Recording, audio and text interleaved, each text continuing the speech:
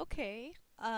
Just before I start, Jeremy, if you're still there, if you could weigh in on some of my technical descriptions, I'm gonna use the benefit of going last and calling someone to listen. I try to understand and express this stuff as best as I can, but I'm more focused on the reflective aspects of search for my essay.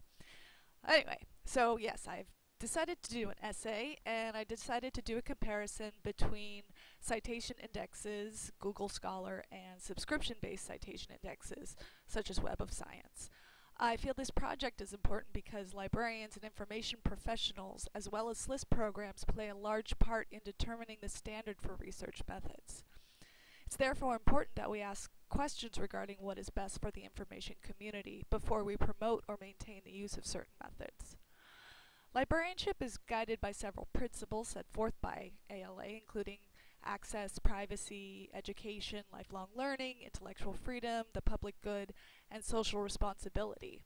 Therefore, we must be mindful of these values when approaching the methods we promote for research, particularly in terms of the use of private company proprietary databases who have a firm hold and can act as a barrier to scholarly writings on scientific, medical, and legal disciplines. The cost of these databases is staggering, with some SLIS programs unable to afford them or to offer training, such as is the case with Pratt Institute in New York. One question that I think we should be asking is, should we as librarians be promoting the use of such high-cost tools if a suitable free alternative is available? Relying on the relatively new science of webometrics, I investigated several studies comparing Web of Science and Google Scholar in terms of quality, quantity, and overlap of citations for scientific and medical journals with high impact factor. Webometrics is a scientific discipline that tries to measure the World Wide Web through the quantitative aspects of information sources and how they're used. The conclusion surprised me, as Google Scholar proved as effective, if not more so, in producing accurate citation results from reliable open access sources. In one study from 2014, Google Scholar consistently produced a higher number of citations than those obtained by Web of Science, with a significant level of correlation between the two. They also offer various versions of the article, which means a higher likelihood that a full-text version will be made available to the user. But I also discuss the shortcomings of Google Scholar, particularly its hazy use of the term scholarly. Although they have improved the authority of their results since the introduction of Google Scholar metrics.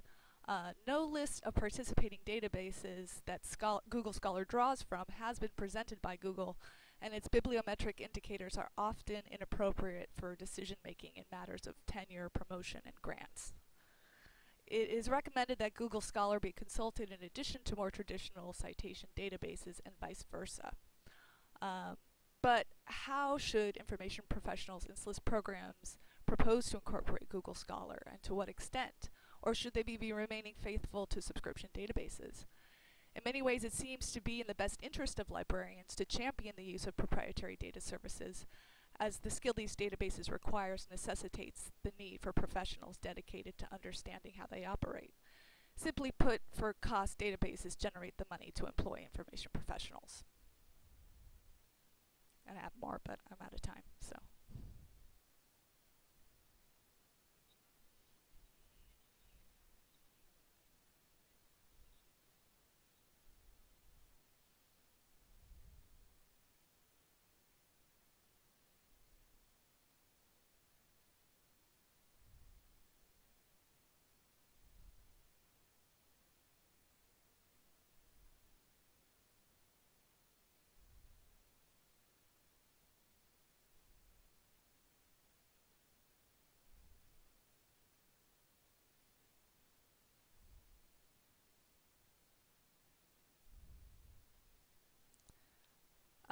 Yeah, one thing I just want one thing I'm having problems with is the fact that they're kind of, they've kind of hidden Google Scholar at this point, and they're definitely not featuring it as much as they used to.